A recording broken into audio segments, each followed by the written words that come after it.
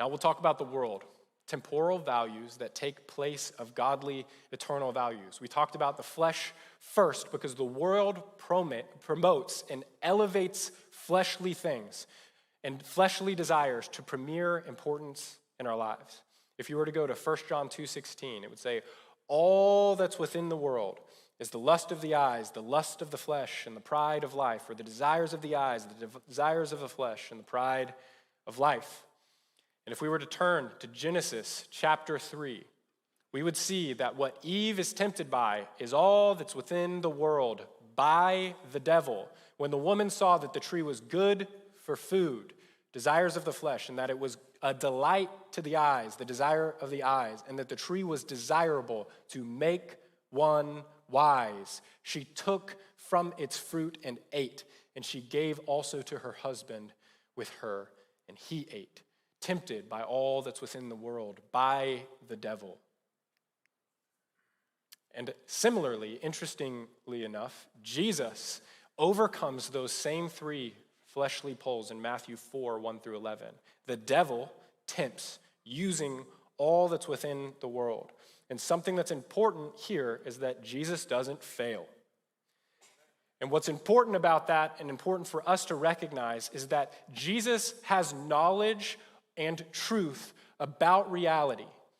And the devil will quote scripture at Jesus, but Jesus knows it well enough, knows reality, knows truth well enough to go, that's not in proper context. This is.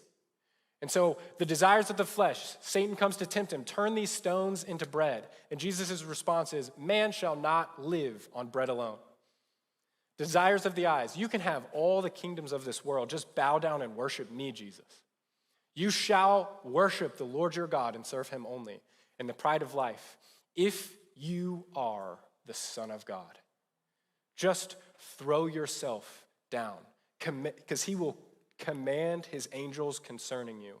The devil quotes at him, and his response is, you shall not put the Lord your God to the test. See, Jesus knew things about reality. He knew what was true, and he knew this word well enough to counter what the devil was trying to put in front of him. So the world, you could think of it as guided systems that have been formed and manipulated by forces, specifically the devil and his demons. These are the primary non-personal structures that form our lives. So you can think media or education or entertainment or politics, ideologies, all of those things. What does the culture push as the most important thing? Power, prestige, position, popularity, pleasure, or prosperity? You see, none of those things are bad.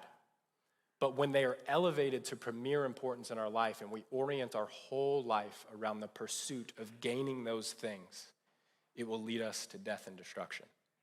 But having those things and being a good steward of those things can be a blessing to everyone who is around us.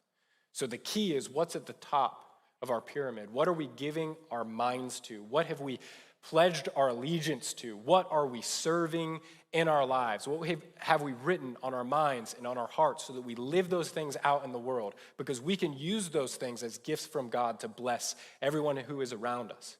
Or they can become a curse that destroys us and everyone who is around us.